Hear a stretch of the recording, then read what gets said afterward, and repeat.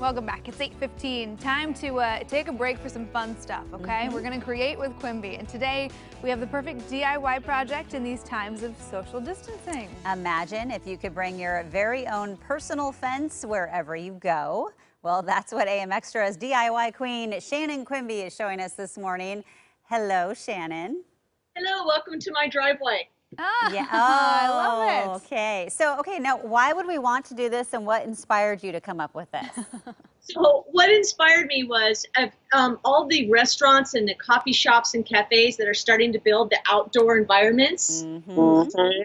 Yeah, and I was thinking, boy, some of these are like really clunky and heavy, and hopefully when we're done social distancing and going through it, what are you going to do with all that stuff? Right. Yeah. Gotcha. Okay, so then I'm like, well, I wanted to make my own, so I did. And the cool thing about this is that it's lightweight, it's portable, you can use it inside and out, and it's actually kind of adorable too. It is. It is really just cute. Like you. I like the thought of setting this up like in your front yard for your neighborhood happy hour, you know? Totally. Yeah, that's a good idea. Like a dog gate, dog barrier, right? Okay. There you go. Also, the cool thing is that you only need two materials. It's the same size of wood and screws, and that's all you need. And where do you get the wood? Just any like Lowe's, You got it. wherever? I know. This is pine. Go to MLK's Parr Lumber. Talk to Kent or Robert, especially Robert. He totally helped me on this. He was so excited about it. So they're the best. Nice. Okay. Yeah, okay, Parr is going to be able to answer all your questions for sure. So, okay, I'm intrigued. I like this idea. How do we make this? Okay, so the first board, all the boards are 1 by 4 by a certain length. So 1 by 4 by 10 or 1 by 4 by 8. And what does that mean? It basically means when you say 1, it's 1 inch thick, it's 4 inches wide, and if I say 8, that's how long it is. Okay. Gotcha. So the first one is the 8 foot long. All you're going to do is cut that in half. I have a miter saw right here, chop saw. You just cut it in half. Those are your rails. Okay, so you got 2 of them. Okay. And if someone doesn't have a miter saw, is there another way to cut it, or is that pretty much the only way? No, you can actually use a handsaw if you want. You can ask a neighbor. You can go to Parr. Oh, okay. Oh, they'll cut it for you. Nice. You just tell them where to? Yeah. Okay, cool. Yeah. So then the next step is, and if you're not familiar with this, it's actually really easy, Jenny. There's a lot of classes you can take too to how to use this. No, girl, my dad just taught I was me gonna say, how to use that exact saw, and I am trying to convince my husband to let me buy one. So I'm good. I was just wondering for everyone else out there. You were sawing tile, but yeah, like I do not have a saw in my condo, so I would probably ask Parr to help me out. But it is easy though, yes.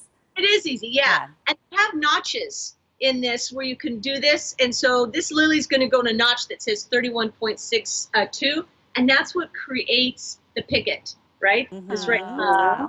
So you take these, you measure them a little under 33 inches, you set it like this, you measure the tip, like in the center, you put a little mark there with your pencil, measure twice, right? Cut once, and like that, cut it down, and then all you do is you flip it, and you do it again.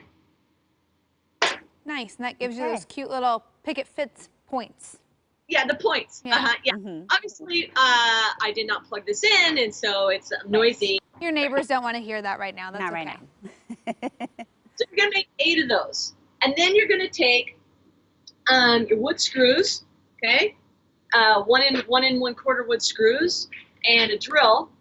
And you're going to lay the pickets, you got your rail, and you're going to lay your pickets on top of the rail.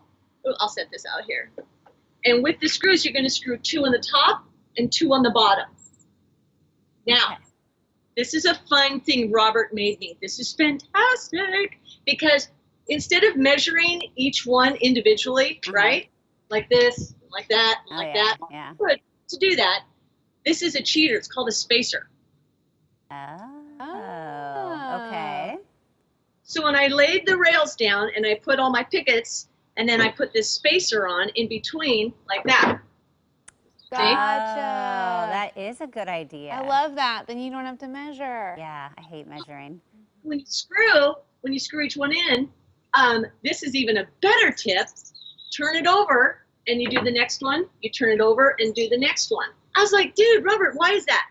He goes, because we're human. Even though we cut, this is going to be slightly different than here.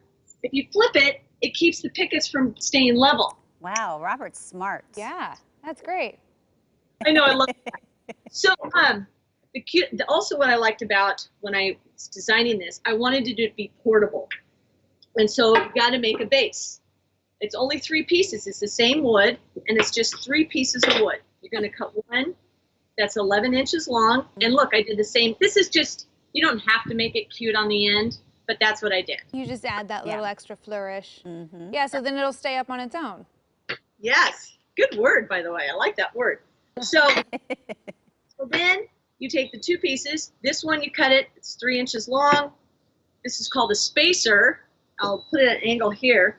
The spacer goes in the middle. You measure. Cut one that's 3 inches long, and then with the little, because that's a little flourish, like Emily said. Yes, she's fancy. One with the block, and then you put them in the center like that. The reason you have a spacer, you're not going to screw the spacer in. See the pocket I made? Oh, yeah. Oh, and then that's where the fence will just slide in. Oh, Okay. very nice. Very cool, Shannon. We're just about out of time, but of course we'll put the full list of materials and all the instructions for this cool project on coin.com. You have a very good morning. We hope you flourish today. If that makes sense.